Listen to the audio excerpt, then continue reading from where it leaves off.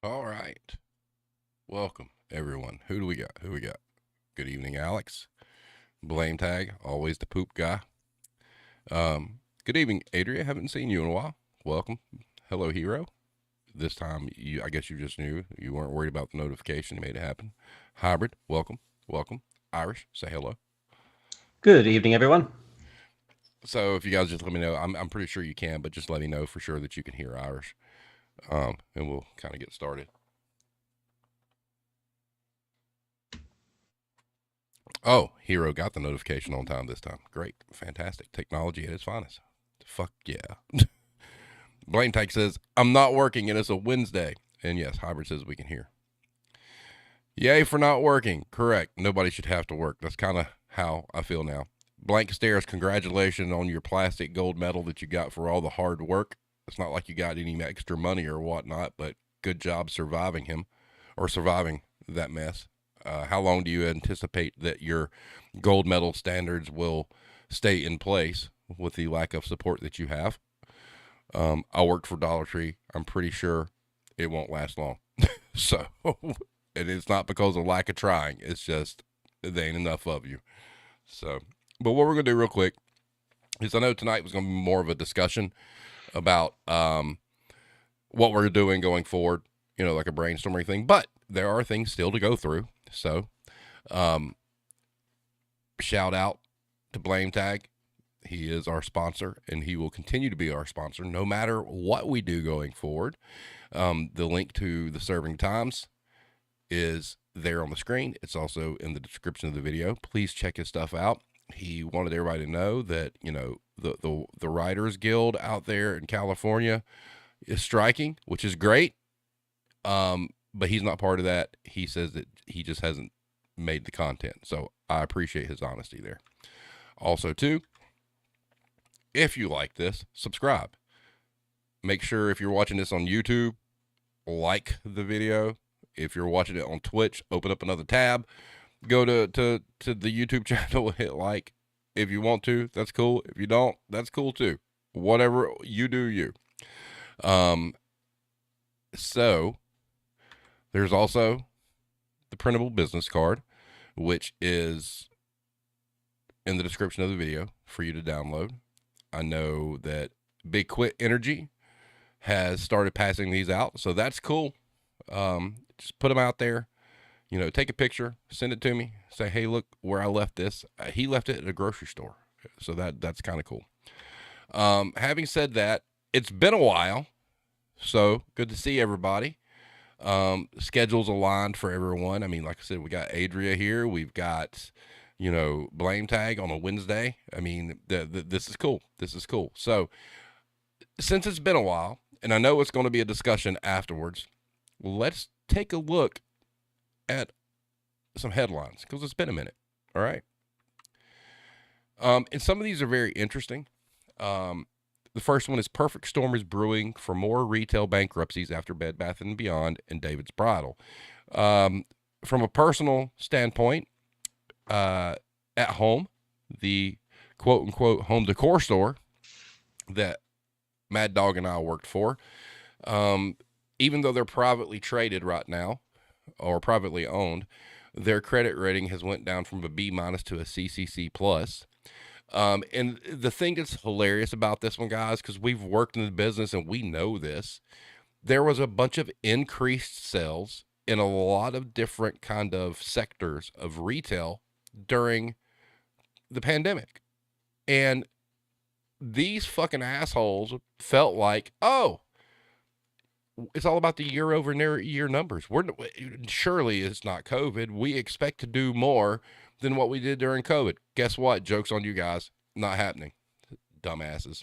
Anyway, and then in this week's edition of Nobody Wants to Work, Gap will lay off 1,800 employees as major retailers like Nordstrom, Whole Foods, and Walmart make cuts. So, yeah, nobody wants to work. Sure. And then keeping retail employees safe, a new study measures customer aggression. And I may have went over that the last Retail Warzone. I couldn't remember, but it is worth checking out. And then Whole Foods workers at shuttered San Francisco store witnessed knife attacks, a deadly fentanyl overdose, customer trying to defecate on the floor, and other chaos, report says, i.e., just a regular day at Dollar Tree. Just to let y'all know. That's about how that goes. And then keeping employees is still a nightmare scenario according to this new data. Now, here's the key to that article. It's about small businesses. Guess what? Small businesses are not going to be able to survive on cheap labor. And most of the small businesses that have started, their business plan calls for paying employees the least amount that they can legally get away with. So, well, guess what? You caused it to yourself. Don't feel sorry for you. Fuck off. Have a nice day. Fired California Big Lots manager says she was just trying to get shopping cart back from shoplifter. Now, you guys have heard me talk about the shoplifting thing and trying to prevent it or whatnot. And the way they framed this, they're in a high theft area and people were stealing the shopping carts. So they got those shopping carts that have like the locks when they go so far. And they had been informed by corporate that they need to go out and get every single shopping cart because they're getting stolen for whatever reason. And so they went out to get the carts. They were back quite a distance from the shoplifter, but they started filming it. And even though the getaway driver apologized and gave them all the merchandise back, since they went out trailing a shoplifter and there was the possibility of somebody getting injured or hurt, they got fired. Let them go. Let them go. Worry about your shopping cart later. So just trying to save a shopping cart, quote unquote, got them fired. And the interesting part about that article was they have tried for 8 days to get a hold of Big Lots for some sort of statement, and they have not returned their calls. The next one, Target CEO Brian Cornell earned 680 times its median employee's pay last year. And that was after he got a pay cut. Man, that's a problem. An absolute problem. And in shocking news, nearly half of executives see the current state of inflation as positive, according to a new Kearney study. Of course they do. Of course they think it's positive. Because they're the ones benefiting from it, assholes. And then higher food prices bring bigger profits, but consumers start to resist. The food pricing is still crazy. I know we talk about like gallons of milk. We were talking about tracking that. I think the one that interests me the most is Hot Pockets. I know that sounds weird, but I remember like 2 years ago, Hot Pockets were like under $2. And now it's almost $4 a box. And Hot Pockets aren't exactly top tier food. So it's just crazy. And then prices at the supermarket keep rising. So do corporate profits. Kind of piggybacking off all the stuff we saw on Twitter and whatnot, where Business Insider kind of, piggybacked off the Wall Street Journal, who reported it first. I mean, shocker. I mean, we all work in the business. We know what's going on. But why all of a sudden is this news? We've been talking about this shit, for the past 6 months? I mean, we've been on top of that. So, yeah. Let's see what we got here. They're striking on the East Coast in New York City as well. That's great. Adrian says, blame tag, you post so much good shit. Yep, he does. Blame tag says they never fucking see past the short term, so infuriating. Correct. Alex says execs are so zeroed in on the bottom line they can't see anything else. Correct. Adrian says, hey, there's a tip for keeping employees. Pay us better. It's not rocket science. I know, right? It's like they come up with all this weird shit like how to retain employees. It's pretty simple, but you never hear them say it, right? Alex says, I own a small business. I pay my employees $20 an hour and working on getting them to full time and then giving full benefits. Employees matter, and I won't do any less from them. You are the hero we all need. Period. Thank you for that. Get him on the show. That is awesome. Blame Tag says, I remember Ned Flanders' parents. We've tried nothing and we're all out of ideas. Yes, that's good. And Adria says, in response to the Target one, Cornell did not do 680 times more work than a Target worker. That's damn for sure. I'd love to see some like video on like how the CEO's day goes. I'm sure it would piss us all off if it was actual a real video. You know, they go to the sauna, they go to Starbucks, they go to whatever. They ain't working. They're not in these fucking stores. um, Alex says, I tried. I couldn't get anyone to contribute to the data. I only got 4 entries, including my own. That's all good, man. Adria says, I think Costco hot dogs are still $1.50. That is true. They are. But they hide behind their membership. So they kind of get a pass in the media, you know, because of it. And they do pay their employees well. So I can't really diss them because I don't have enough experience about Costco to give a shit one way or the other. But by all reports, they do pay their employees well. Blame Tank says, hey, I want some props for accurately predicting that the new Starbucks CEO would learn nothing from working in the shops. Just kidding. Everybody knew that would happen, right? And Blankster says, Dollar Tree and the stale cookies to show appreciation. Oh, you got stale cookies. That's nice. Let's go. All right. So, having said that, let's hear from Irish a little bit. Irish, tell us a little bit about what's going on in your neck of the woods, what you're seeing inflation-wise or whatnot. Kind of say hi to everybody because it's been a minute. Yeah, well, good evening, everyone. It has been a minute. Well, in terms of inflation, one thing started this week, which I found a bit interesting, was the stores over here, the big box retailers have started cutting the price of their dairy products, and it sounds good. It sounds like inflation is going in the right direction, but the farmers here have started to resist that because guess where they're taking the cuts from. They're starting to squeeze the farmers and what they pay them, so the profits essentially remain the same. But it might start some sort of a race to the bottom again because they have been enjoying the inflation as much as your guys over there for quite a while. Dairy has been particularly hard, hit very hard since all this inflationary thing started, which is like considering that we produce 8 times more dairy than we need in this country seems a little bit unusual. But Okay, so well, I had asked you this before, and I'm curious. I bought a pack of Kerrygold mm, salted butter sticks today. mm. $4.68 US for 2 sticks. Is that close to what you guys are paying? It would be close, yeah. So when you consider the transportation costs involved, like you're getting a better deal. Now, look, I suppose the farming industry over here is I suppose in a way it's heavily unionized. Like they lobby the government a lot, like to look to be looked after. It's not particularly profitable to be a small farmer, though. You'd need to be part of a large co-op. But their produce is really really good. Like in the dairy stuff over here is world class. So, can you give me a little background on Kerrygold? I mean, is that like a huge operation there? Massive. It's absolute. It's one of the biggest food operators in the world. They used to be called Glambia. They're part of a group called Glambia, which is basically it's an absolutely massive food producer. It's based in Kerry, hence Kerrygold. Kerry's a county in just south of me, in the Ireland. It's one of the prettier ones actually. And it started as a co-op. It started as a co-op as a bunch of farmers, and they just got bigger and bigger and bigger, and they're just a conglomerate now. Well, that butter is awesome.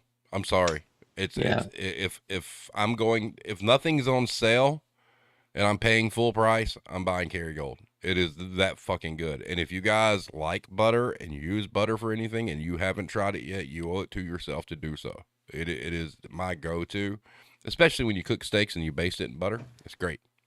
So it's No, cool. it is good stuff. It's just it's important that it is part of retail after all. Like it's important that the suppliers, the farmers, get their fair share as well, because without them, we'd be screwed. Well, Um, but I showed you that cheese and you had never seen that before. yes, yes. That's just probably some marketing crap. I have no idea where that came from. So you Um, guys I, don't have like Kerrygold cheese there that you can buy? no, I do not. That might just be some marketing thing over in the States. I don't know. It's perfectly. I mean, they produce enough dairy that it's perfectly. Like we have an enormous amount of dairy exports. Is absolutely insane. But so it wouldn't surprise me that a lot of surplus I wouldn't be familiar with. Maybe they turn it into something else on your side of the pond. Right. All right. Before we get into the crux of what we're talking about tonight, I want to bring this up. So I discovered something last night, and I sent Irish this video. So I watched Sam the Cooking Guy, and I Oh guess yeah. they have this thing in Ireland called a spice bag, Yes. and so if you guys don't know what that is, just look up Sam the Cooking Guy and look at his recent videos. This just came out over the past couple of days. Um, do you guys? The question I had was, do you guys put curry sauce on it there? No, it's usually on the side. No. Mm. So that is, but that is a real thing. That's traditional. No, I wouldn't say it's traditional. It's in the last couple of years, honestly. It's kind of a trend. Perhaps in the last 10 years or so. But it's good. I mean, you Oh, it's sent me damn the. good. Oh, It's fucking crack. It's just absolutely, yeah. It's the right blend of umami, and you got the starch in there, you got the spice, you got the flavors from yeah, it's absolute crack. so the peppers he was using is that close to what you guys use there?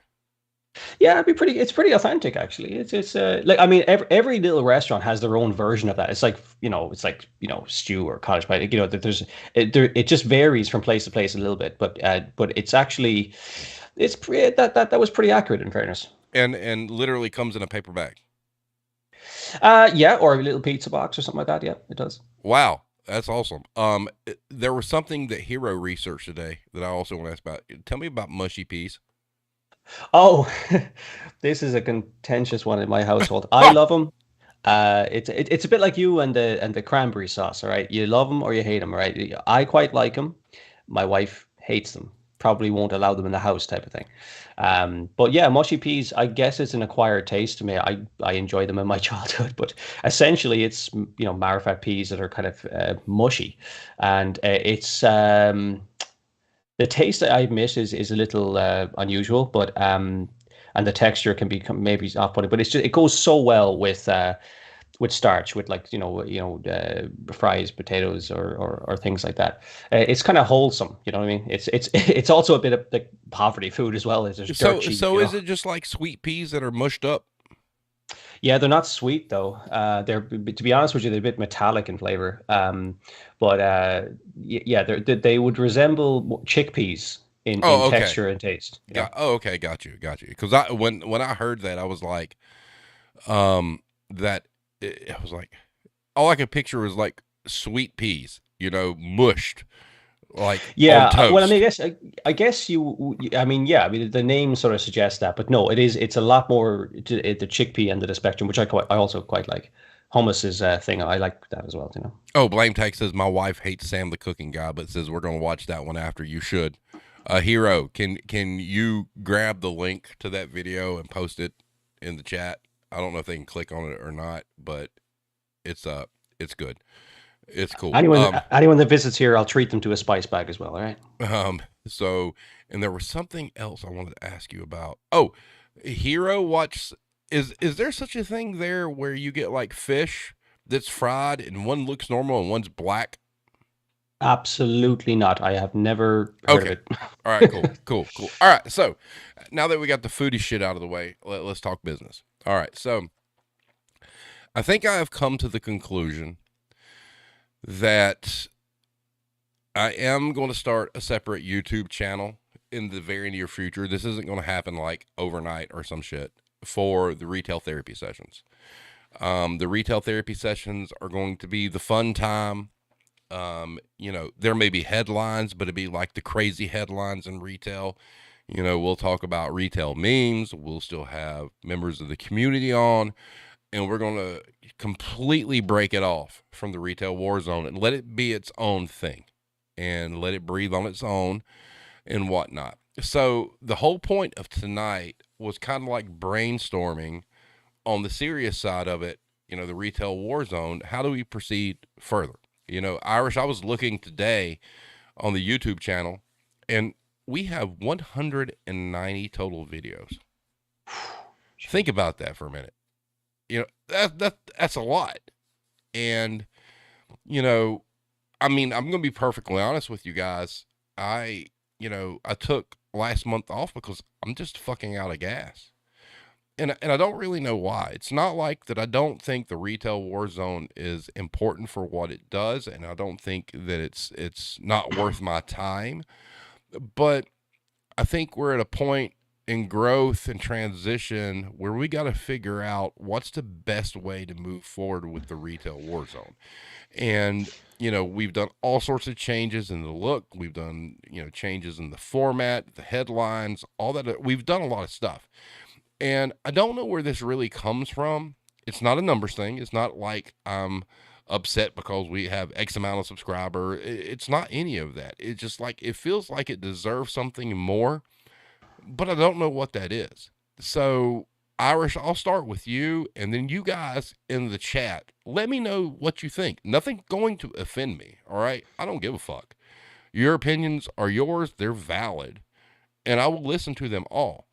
But the one thing I will say is, before we open Pandora's box here, I think as far as the Retail Warzone goes, it's the serious one, and it needs to be more about quality and quantity, which means it might not be every week.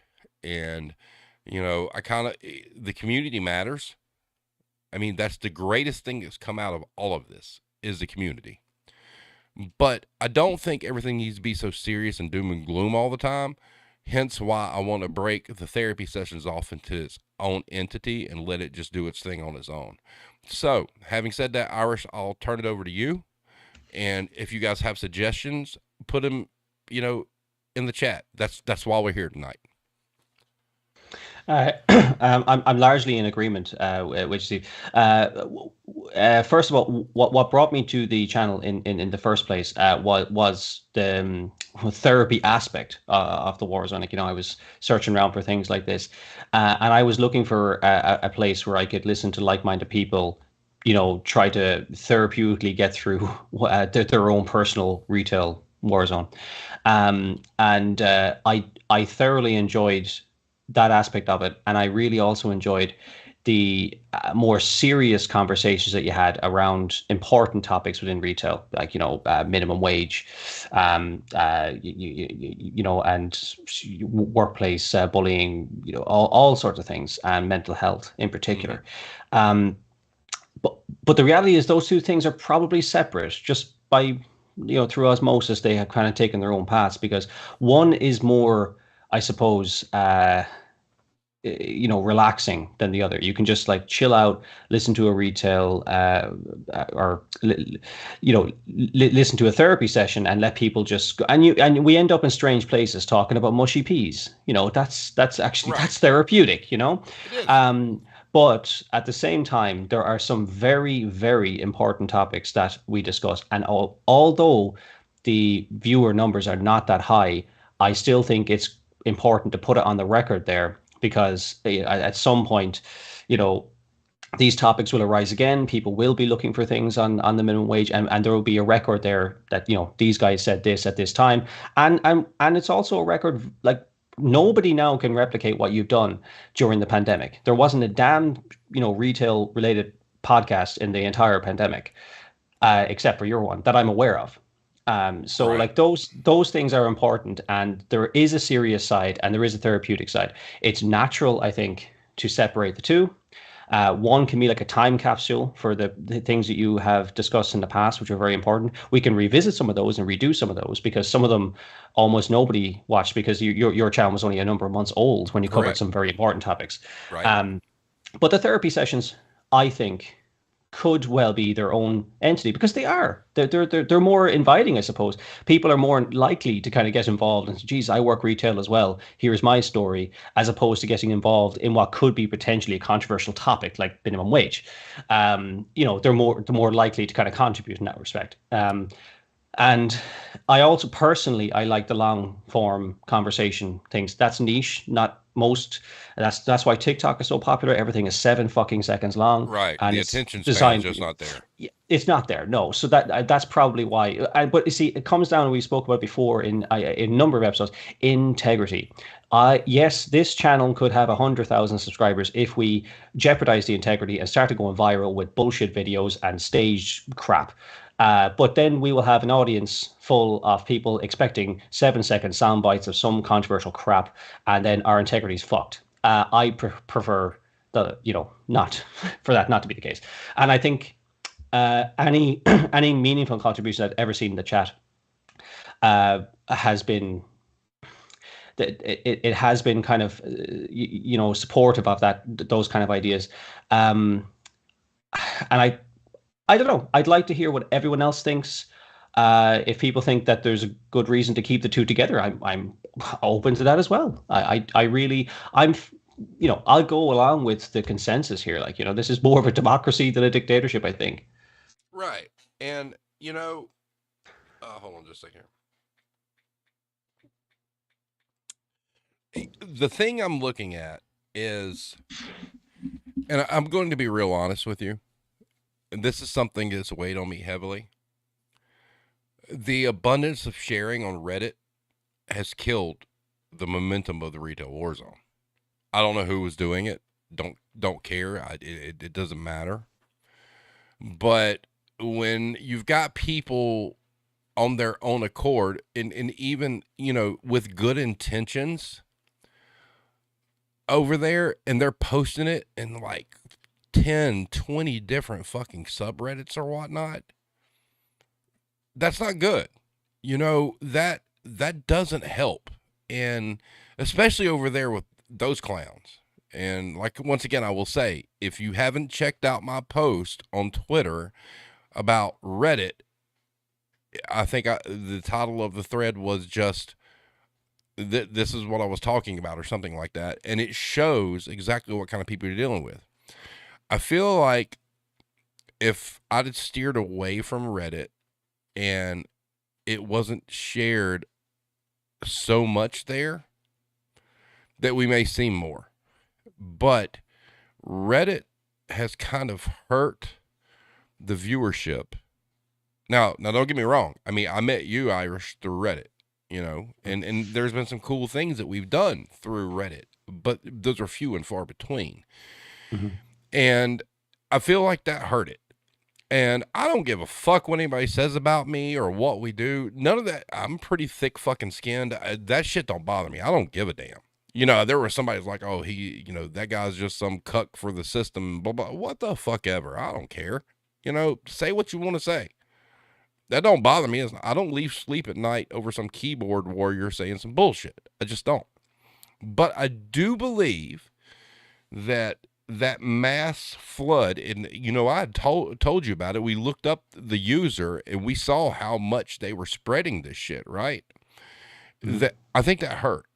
And the reason that hurt was because it wasn't organic. All of a sudden we'd have some video with like 500 fucking views or some shit, but they were only like 10 seconds a piece. Yeah. And from an algorithm standpoint, that did nothing but harm. Okay. And like I said, I will once again say, I'm not doing this for money. I'm not trying to be some famous YouTuber or whatnot. I think the topics we discuss are important. I'm not here for fame. I'm not here for what, I mean, I'll be fucking 53 years old. I have fucking way too long hair to work in retail again.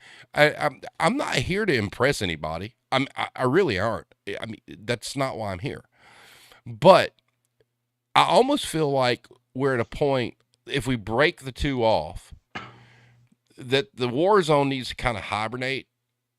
Like, ideally, what I see, and I know Hero thinks from an algorithm standpoint, we shouldn't break the two up, and that's a valid argument. But I almost feel like the Retail Warzone needs to hibernate a little bit. Irish is still going to be part of it. He's still going to be the co-host. It's not going to go away.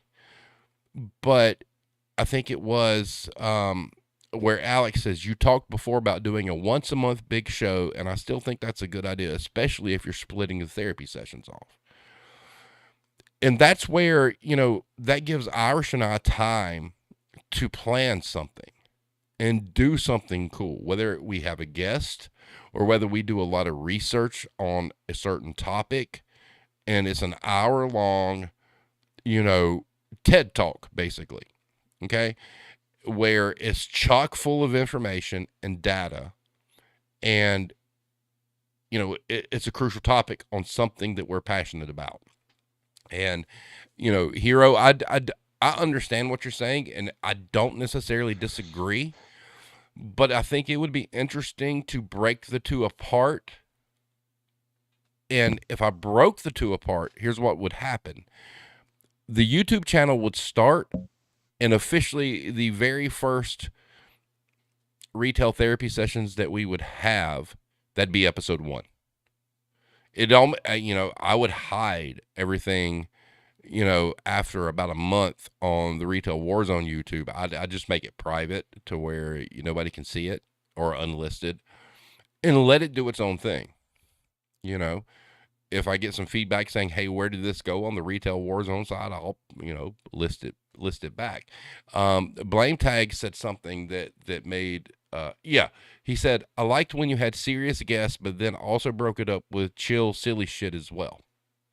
I mean, face it, we work in a shitty business, and I kind of look at therapy sessions as like, okay, we could kind of do something similar to what we do here, but we do like the funny headlines, or we do like the meme of the week, that kind of stuff, because comedy is good. I mean, it makes people laugh, and it makes people feel good about what they're doing. And it really kind of comes down to like drawing a line down the middle of extremely serious versus extremely light. And that's kind of how I've felt for a while. And I just think that's like the right path forward. What you got, Irish? Um, I can see both sides, and there's valid arguments for both sides. But I in terms of creating a new YouTube channel and starting from scratch, yeah, I mean that can be done. It's like It's not a hard. no, it's not hard. It's a clean break, blank slate, and all that sort of stuff. And it's not like we've got 20,000 subscribers that have to transfer over. I don't know out of the 360 something subscribers how many of them are just I don't know dead accounts. I don't know. So I don't know. The consequences are not exactly too high to start something separate. Um, in terms of the algorithm, if I'm perfectly honest with you, we're never going to figure that out. We're long form. We're fucked from the start. Correct. You, Now, you I do know, want to address a comment. Blame Texas that we should go to all out war with the Clopen effect. You know what? They do something totally different. It's really interesting because I reached out to them when I first started the Warzone to kind of collab, and they weren't interested in that, and that's okay. I mean, hell, I reached out to Camelot 331. I mean, silence, but at least you know the folks from the ladies from the Clopen effect, responded. But they do something totally different. I mean, it really is, from what I've seen, they're really focused on local businesses and stuff like that, which is really, really cool. Um, Although it doesn't really relate to retail, but what they're doing is cool. I mean, hey man, do you guys do you? I mean, I'd still love to collaborate with them. I think it'd be cool. But they're in a different lane, and once again, I do want to say, like I said, there's a lot you guys see. I mean, you can go to YouTube and see how many videos views there are and whatnot. The audio side does pretty fucking good. I mean, I'm not gonna lie, and but I mean, it does okay for me. I mean, it far exceeds the expectations I would, you know, expect for what we do. And, in the audio form, you can pause it. You can download it and listen to it later, or it could be something you listen to in a long car drive or whatnot. And that's cool. I mean, the numbers on the audio side far surpass everything on the video side, and it's not even fucking close. I've sent Irish like the stats from time to time, and he's like, shit. well, to put it into perspective, like there's more people listening in Ireland than watch on YouTube total, Mm. generally speaking. Which, when you think about that, it's not even based in Ireland. Like and nobody knows me. Like, Well, here's the thing. You know what, Irish? You're like, it's when I look at the stats by country, this is what's going to be frightening. Ireland's like number 6. Think about that for a minute. Canada's up there, and I'm assuming that has to do with Cranky, but the United Kingdom is higher than Ireland. Um, I think this was a really weird. I think Chile is actually higher than Ireland. It's weird. I mean, where this stuff comes from, and they've introduced a new thing. I had sent you like the stats or percentages of what people. All of a sudden, they changed it, and 50% of all listens come from a web browser that they don't specify, which is weird. But Hmm. the audio numbers are cool. I mean, Spotify specifically, we have 146 followers. Hey, that's 146 people that take the time to listen to the bullshit we spew. That's awesome. But they're small compared to what we have on Apple Podcasts, which Irish, you did the math. It was like between Apple Podcasts and that, it was like 1,000. Yeah, it Yeah. was. Yeah, it was. I think it was nearly 1,800 or something like that. You had. Yeah. Yeah. So the audio side does good, you know, but a lot of this is part of how the technology works. Because what I do is I figured out I can do a live stream. We can have a community and we can do whatnot. And then I can pull that video down and then I can export the audio. Then I can chop it up and edit whatever I want and then put it up on the audio side. So it does handshake. It's crucial to both. The live stream is important. You can't really convey chat over, you know, an audio file, but I guess so far it's been okay. You know, Blame Tech says you should be doing 3-4 hour shows a week. You should fuck off. What are you doing? What kind of crack is that? But looking at the chat real quick, Irish, it says quality over quantity every time, stand firm. Blame Tech says having integrity sure is tough. It is, yes. Hero talked about the algorithms, and then Alex was like, well, and here's the beautiful thing. You can attempt it, and if it doesn't work, you can always change it back. That's the perfect thing. We could try this, and if it doesn't work, fine, whatever. But to me, there's a curiosity of if we spun off therapy sessions, how it would get discovered and how that would grow versus what we do. That to me seems intriguing. Yeah, I mean, by virtue of the fact I'm presuming you're going to keep the name retail therapy. You'll probably get a lot of curious people that just Google that anyway and find it. But yeah, look, it could be interesting. Like I can't see how this could go too wrong. In all honesty, like worst case scenario, it absolutely flops. No views, no nothing. Well, okay. I mean, Like but in the grand scheme of things, what does that fucking matter? I mean, right? none. Look, I mean, I toyed with the idea in my head of just being audio only. But the only thing is that it's the chat. You can't. You need the chat. So unless you can figure out how to do that, like and as well as that, if the audio is doing, like, clearly people are listening to long form things in audio more than they are watching it, and that makes Right. sense. But some of especially the Retail Warzone videos, they contain the graphs and headlines and everything else, and that's not always easy on Right. to convey in audio fact, but people still listen. So it's the chat, it's the community that in the live streams that kind of keep me, saying that you say like the videos are still the way to go. I'm not sure what people feel about that. I mean, if they think, no, well, you can do the chat in a different way. I don't know. But I don't see a downside necessarily. I mean, I honestly, in terms of like worrying about the algorithm, is considering this is such a niche topic, and considering that the algorithm is heavily weighted to clickbait crap in any event, which we're not. We're screwed when it comes to the algorithm. I want to address a couple things you said there and what Alex just said. Okay, Okay. I would challenge every one of you to go out there and find any YouTuber that does this stuff that has the chat in the middle of their fucking screen. They don't.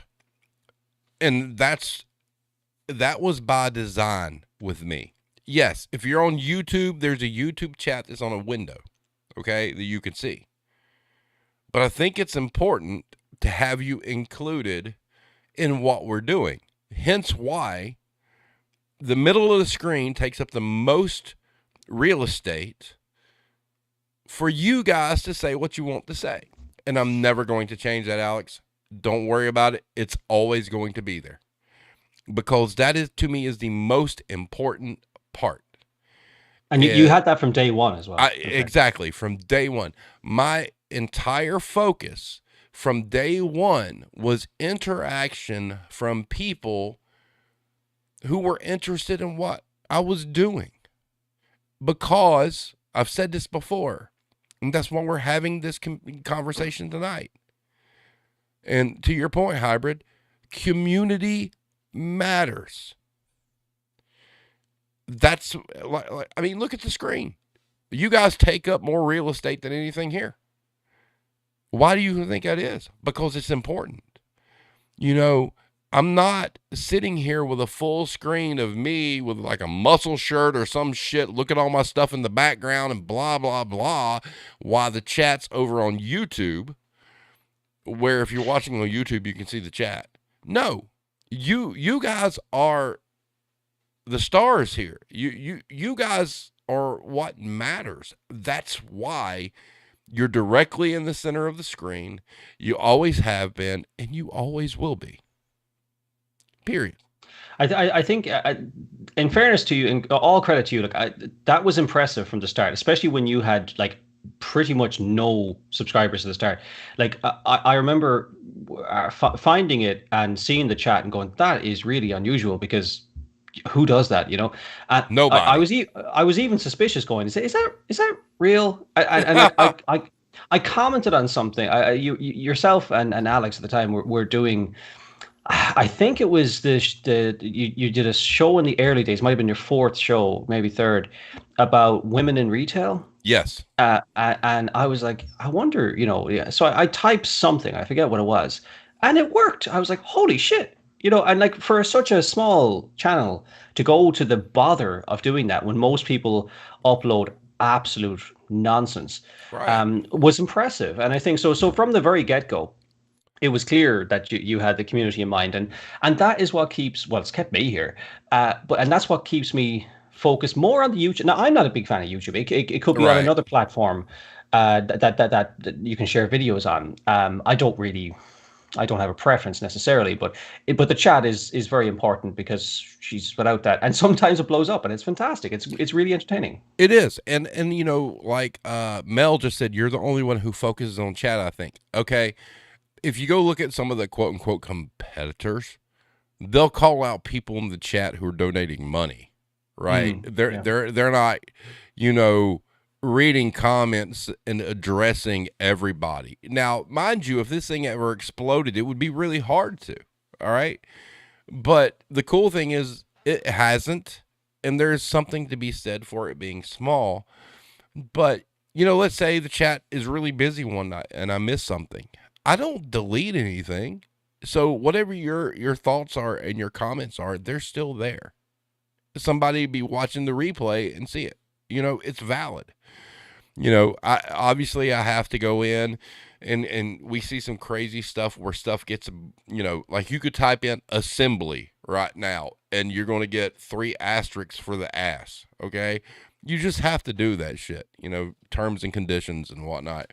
But I always looked at this as building a community.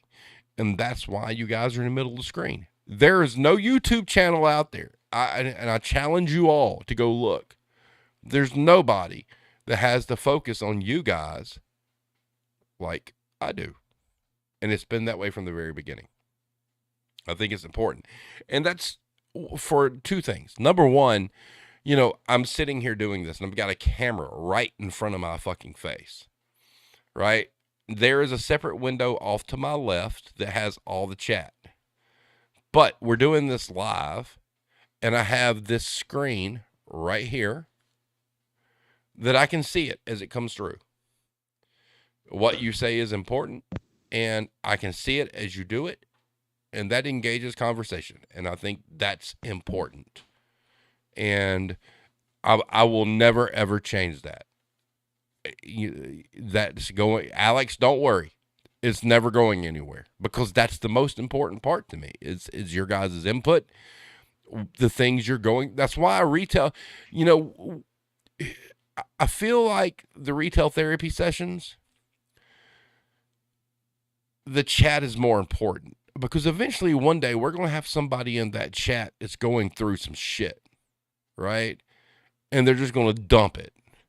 And that's where we as a community reach in, hug this person, walk them through what they're going through, and help them out. And that's the whole point of all of this. So, this is Blame Tag. Nobody loves you like I do. Wow. Yeah, I think it's once or twice as well. I think that to an extent that has happened. I won't name them, but there was an early subscriber that was going into difficulty. I think he moved cities, and I know he went through some stuff. And I think he spoke well in the chat one night, and it was nice to see the community get behind the person. I think he had some health difficulties. It's a great community. I think it's good just for the record as well. Like, you're putting out there on record. I mean, someone might in years to come trawl to Reddit posts or something like that to see what it was like working during a pandemic or something. But there was Right. nothing like people discussing it in this way. And look, and retail is going to fundamentally change. It has fundamentally changed since COVID. It's going to continue to fundamentally change with AI, with lean supply, all this sort of stuff that you have covered, and it's important. I would not take any video down, period, if I'm honest. But it can be separate. You can leave this channel as it is and create a separate one. But I think all of the topics you discussed, bar none, are important in some way or the other and should be there for the record, in my opinion. Correct. Well, I mean, everything we've done, I'm not taking down. Now, Blame Tag says you should do some episodes on why customers are the only reason we have jobs and we should respect them. Are you being serious right now? Because that, from a Blame Tag situation, that just does not seem serious. But if you are, okay, it's valid. But you made a good point, Irish, about like coming through the pandemic and whatnot. But I like I said, I feel like you had mentioned AI, and Hero and I had a conversation. Oh, Blame Tech says no. I just have a manager who said to me recently, the manager needs to be fired. Just saying. Yeah, I'm not gonna take him down, Hero. But anyway, you were talking about AI, and guys, I want you guys to wrap your heads around this for a minute. All right, so a lot of us growing up, when we were looking for career paths and whatnot, we were all told, you need to get in the tech industry. You need to learn to code. You need to learn to do these things. And all of a sudden, there's AI, and it's doing better at these jobs than people. I hate to say this, and it breaks my heart really to say this. Retail, grocery, and restaurant are going to be the last men and women standing when AI kicks in. It's right now you hear about how retailers can't hire because nobody wants to work. As AI progresses, that's going to be the only jobs for everybody. We are in fucking trouble, guys, because AI is taking out the tech sector. And you're going to have people that need to have jobs. And guess what? The only human jobs are going to be the ones we complain about. How the fuck's that going to work? Irish, your take? Yeah, I mean, it could go that way. I mean, there's definitely going to be, there's a lot of unknowns here. And it's just, to document as you've done the transition period between, I suppose, the from the pandemic, when you got shafted, you Yeah. and so did I, and to take it from people who were loyal to retail all their lives to get suddenly dropped like that after 20 years, 25 years, 30 years, it was a big wake up call for us. And then Right. you took that.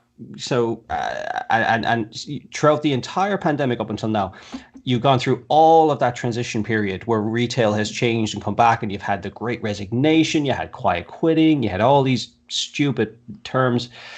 And now you have nobody wants to work anymore. That has been a recurring theme throughout the last century. But this time it seems like they might be actually right, because it's become that bad in retail. So retail itself is going to have to change. Yeah. Um, and it may well go the other way, where they start focusing on people more and focusing on customer service again in a meaningful way. And retail, might go back to what it was. Do you remember, like, the late 90s weren't so bad. Um, so it's interesting that, like, you've been documenting that throughout the entirety, and I don't know, I just think that's really interesting. As niche and all as it is, as low enough as the numbers might be that watching it now, in years to come, I think it might be a very interesting topic for somebody. It will be. We're gonna be like on the internet wayback machine at some point in time, because I'm telling you, tech jobs and shit are gonna go away, and retail is gonna be the biggest booming fucking employment sector ever, because there's nowhere else to work. And let's see here. What was it that Blaine Take? Blaine Take said something. His manager asked me in an interview what frustrates me about the job, and I said trying to get my job done while it's too crowded to move. And that's the feedback I got when she rejected me about they pay your paychecks. What the fuck ever. Wow. But one thing I do want to say, and I don't mean this in any kind of weird, kind of creepy way. All right. I love you all. You guys and gals who participate, you've made it worth it. You're the reason we've made it this far. I mean, we're coming up on 3 fucking years, man. And I'm not going to lie, I've been kind of out of gas. There's a lot going on in my life as far as, there's work. We had that store reset that sucked. I'm doing this band thing, which has been a bucket list thing for me for my entire life. And it's a one-shot deal. I mean, I'll be 53 years old. There's no shot after that. It's like, okay, if I'm going to do this, I need to do this now, because that's it. So there's a lot going on. So your support means a lot. And, the one thing that I want to go forward with is, I've talked about how I don't worry about the numbers, but I think subconsciously I was. I don't fucking care anymore. I don't give a damn. I mean, if there's one fucking person that watches, great. I don't give a shit. We need to do this for us. And us becomes whatever us is. If we bring people into the group, cool. If people don't want to be in the group, that's cool. Whatever you want to do. But, as a conclusion to all this, because we're almost in an hour, expect Warzone to be twice, but more than likely once a month. And I am going to toy with the idea of splitting off therapy sessions. It might be a while. I mean, for the time being, therapy sessions may be exactly where they're at. All right. But don't be surprised, and this is your warning, that it could change. But you guys are already here, so it's not going to be like a big deal. It's like, okay, here, go to this link and subscribe, and boom, and you're already there. You're good. But, I want therapy sessions to be fun and serious at the same time. If we get somebody that comes into therapy sessions that has a problem, we've got some very brilliant people in this community. Let's talk them through it. But let's make that one the fun one. Let's make that one, submit your funniest retail memes. And when we do headlines, we'll do some headlines at the beginning, and it's all the funny ones. The stuff that kind of knocks the dust off, and just have a good time. And I, I could be wrong. And if I'm wrong, it's like Alex said, I can always go back to doing it the way I was doing it. So there's no harm, no foul. But I'm going to split them off and see where it goes from there. And Adrian says, I like the idea of spring cleaning. It's just a spring clean for the May Queen.